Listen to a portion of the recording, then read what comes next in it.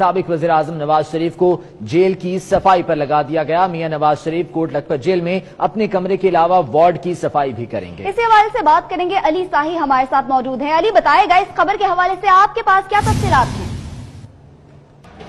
جی بالکل بدلتی ہے دنیا، رنگ کیسے کیسے۔ کل کے بادشاہ اور آج کے کوٹ لکھپت جیل کے قیدی سابق وزیر اعظم میاں نواز شریف، میری بات لکھ لو، میری بات سن لو۔ یہ حکمران سمجھتے ہیں کہ ہم نے غازی کو پھانسی لگا لیا، تم انتظار کرو عرش کا رب تمہارے ساتھ کرنے والا کیا ہے، تمہارے ساتھ اب سلوک کیا ہوگا۔ ہم تو مجبور لوگ ہیں، ہم تو کچھ نہیں کر سکے، لیکن جس کے رسول کی توہین کرنے والے کو قتل کرنے کے جرم کے اندر غازی کو شہید کیا گیا ہے، وہ رب بڑا غیرت مند ہے۔ اور تم انتظار کرو عرش کا رحمان تمہارے ساتھ اب کرتا کیا ہے۔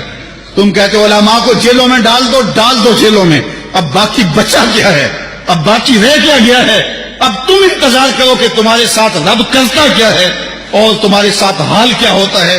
تم رسوائی اور ذلت کے اس مقام پہ پہنچو گے اور عبرت کا نشان بنو گے کہ دنیا دیکھے گی، اور تم رسوا ذلیل ہو جاؤ گے۔ اور غازی کل بھی زندہ تھا، غازی آج بھی زندہ ہے، اور اس کا نام بھی باقی ہے، اس کا پیغام بھی باقی ہے۔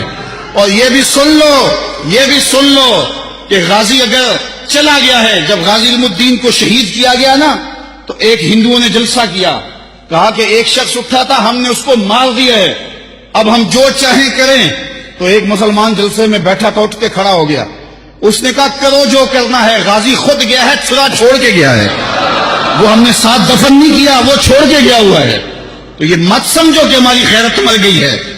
کتنے غازی پیدا ہو گئے ہیں، کتنے لوگ تیار کر گئے، اس کے جنازے میں کتنے لوگوں کو حرارت ایمان کی دی ہے۔ تم نے غازی کو مارا نہیں، غازی کو زندہ کیا ہے۔ اگر تم چھوڑ دیتے تو شاید تحریک کمزور ہو جاتی، لیکن تم نے قتل کر کے اس تحریک کو مضبوط کر دیا ہے، تم نے اس کو پانی دیا ہے، اب یہ تناور درخت بنے گا۔ تم اپنی خیر مناؤ، 295 میں تم ہاتھ بھی نہیں لگا سکتے اللہ کے فضل سے۔